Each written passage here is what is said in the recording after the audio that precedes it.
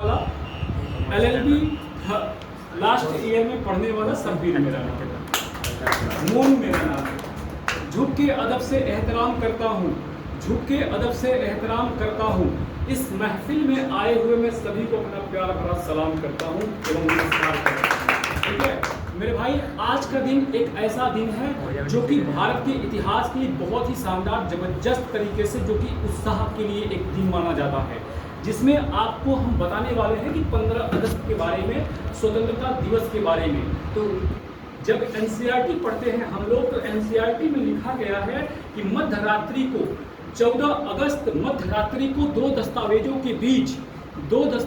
के बीच हमें आज़ादी झोली में डाल दिया गया था। तो मुझे माफ़ करना ऐसा नहीं हुआ था, मुझे माफ़ करना ऐसा नहीं हुआ था। तो फिर कैसा था मेरे भाई? कतरा कतरा खून दिया था, कतरा कतरा खून दिया था, दी जवानी जुनून दिया था, दी जवानी जुनून दिया था। खड़े थे अंग्रेज माने नहीं तो गोलियों से भून दिया था, खड़े अंग्रेज माने नहीं तो गोलियों से भून दिया था। गोरियों के गाल नहीं थे, गोरियों के गाल नहीं थे, ना आवाज मजीरों की, खनखनाहट गूंजती थी सेलुलर में जंजीरों की, खनखनाहट गूंजती थी सेलुलर में जंजीरों की। और राजनीति से मिली नहीं है, राजनीति से मिली नहीं है, नहीं खरीदी पैसों से।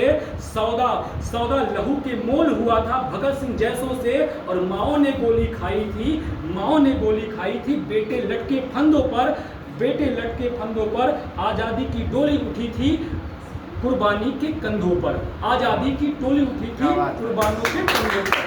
कुर्बानी दिए गए थे यहाँ पे भगत सिंह, सुखदेव और राजगुरु जैसे तमाम ऐसे महान व्यक्तियों के द्वारा अपनी कुर्बानी, अपनी शहादत देते हुए इस देश को आज़ाद कराए थे। और इस आज़ादी में बहुत तमाम ऐसे बड़े से बड़े योद्धा और बड़े से बड़े व्यक्तित्व का नाम आता है, जिसमें से मैं आपको एक भगत सिंह के बारे में बताने वाला हूँ। तो भगत सिंह को जब फांसी दी जा रही थी तो उनसे पूछा गया कि आपकी आखिरी इच्छा क्या थी। तो भगत सिंह ने कहा कि हम अपनी माँ से मिलना चाहते हैं। सुनना मेरी बातें, बहुत ही शानदार जबरदस्त ये लाइन है। ठीक है, तो यहाँ पे पूछा गया कि हम अपने माँ से मिलना चाहते हैं। ठीक है, तो उनके माँ को बुलाया गया। तो पूछे भगत सिंह ने कि माँ, जब तेरा ये लाल कल मौत की वादियों में सो जाएगा, मौत की वादियों में सो जाएगा, कल तुम तो रोगी तो नहीं, अपना आंचल आंसुओं से भिगोगी तो नहीं। तो भगत सिंह के माँ ने कहा कि बेटे, देशभक्तों की जननियां तो अपने खून से गुलामी की रक्त की दाग धोती हैं, और मैं तो बब्बर शेर की माँ हूँ, मैं तो भगत सिंह की माँ हूँ। मैं तेरे शहादत पे रोऊंगी नहीं और खुशी से वारी जाऊंगी। और तू जा आजादी का टोला लेने जा, मैं तेरे लिए सभी की लड्डू बंटवाऊंगी। और जा बेटे जा, ले आ शहादत का टोला, मैंने अपने हाथों से रंगा माही पसंद की चोला। भाई, ऐसे महान व्यक्ति हमारे देश में थे जिसने आज़ादी में अपनी अहम भूमिका निभाई। जिसमें से आपको एक बात ध्यान रखना ये होगा कि जब पूरे विश्व में अक्षर का ज्ञान तो छोड़िए, जब यहाँ पे चिन्ह का ज्ञान नहीं था, तब उस समय हमने 4 वेदों को लिखा। और इस मिट्टी के कोख से जब पत्थर से एक कोहिनूर निकलता है, जब इस धरती से एक पत्थर का कोहिनूर निकलता है, तो इतनी औकात किसी भी दुनिया के देश में नहीं कि उसे खरीद सके। ठीक है, और सिकंदर की शमशीर में इतना फौलाद नहीं था कि उसके किसी भी सैनिक के पांव इतनी औकात नहीं थी कि इस मिट्टी के एक भी जर्रे पर विराजमान हो जाए। इसीलिए अल्लामा इकबाल लिखते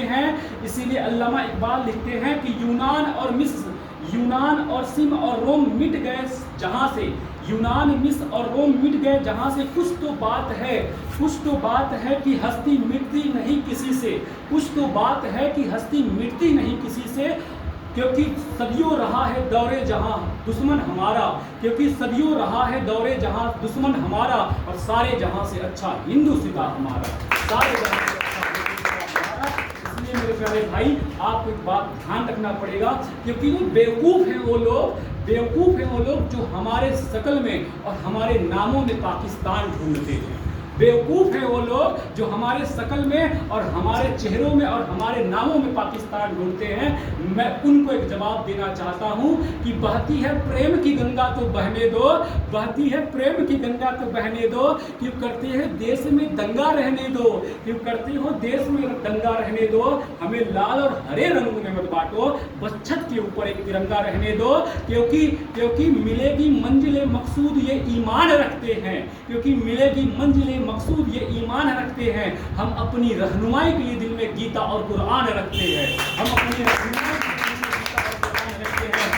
वफादारी वतन से हो यही इस्लाम कहता है, इस्लाम मतलब हमारा धर्म।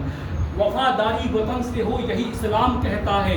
ये वफादारी तो माँ की दूध की पहचान है, क्योंकि है कलश पहचान और मीनार इसकी शान है, क्योंकि है कलश पहचान और मीनार इसकी शान है। मेरा नाज है हमको मेरा मुल्क हिंदुस्तान है। इसी बात पे एक बात और मैं उनके जवाब में अपना जवाब देने जा रहा हूं मेरे भाई। क्या जवाब है कि यहाँ पे हिंदू मुस्लिम का संगम है, यहाँ पे हिंदू मुस्लिम का संगम है। तलाशी लोगे तो कहीं गीता कहीं कुरान निकलेगा, तलाशी लोगे तो कहीं गीता और कहीं कुरान निकलेगा।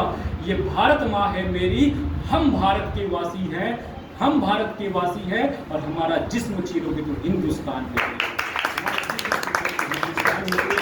इसीलिए मेरे भाई ये एक वाहिद मुल्क है और वाहिद मुल्क के हिसाब से आप अपना एक बात भी ध्यान रखना कि वाहिद मुल्क जब 1946 में पाकिस्तान ने प्रस्ताव रखा, मोहम्मद अली जिन्ना ने प्रस्ताव रखा कि हम अपने अलग राज्य को बनाना चाहते हैं, तो उस समय एक अबुल कलाम आज़ाद थे। अबुल कलाम आज़ाद ने खड़े होकर कहा था कि जिसको जाना है जाए, जिसको रहना है रहे। यह एक वाहिद मुल्क है जिसका नाम हिंदुस्तान है। यहाँ पे अपनी इच्छा के अनुसार जिसको रहना है रहे, जिसको जाना है